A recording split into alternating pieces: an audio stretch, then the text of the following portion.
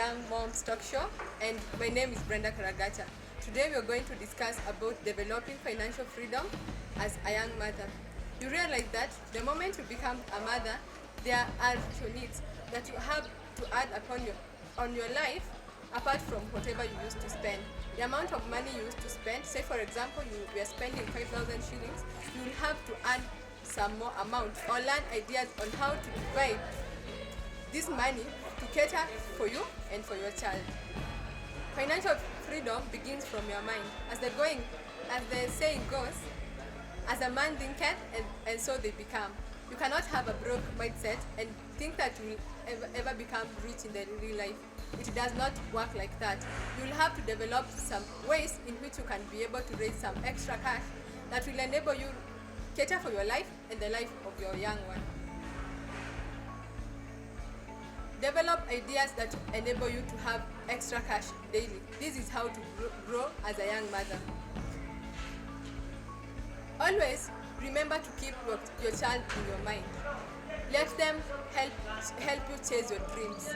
The moment you feel like giving up in life, always look back, see them watching you fail, and think, I will have to work harder.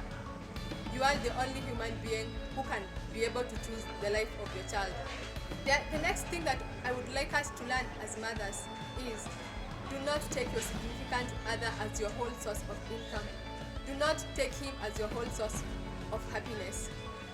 Remember that this person can wake up one day and decide to leave you. Think, what if this person runs mad? What if this person break their legs and become mad? Think, what if this person dies? Would life end at this point? Think as a mother and choose to chase your dreams. Live a life for you and a life for your child. As a mother, I would like to insist this. Do not compare yourself to any other woman. Do not compare your child with the children of other people. You have your life to live. Think, for example, I'm earning 5,000 shillings and someone else is earning 100,000 shillings. The life I'm living is not the same life that this person is living. The kind of dressing I dress my child is not the same kind of dressing they will dress their children. The kind of schools I take my children to is not the same school that you expect those people to take their children to. The moment you stop comparing yourself to other women, it is the moment you save yourself from depression, you save yourself from stress, and you will always feel you are the best mother in the world.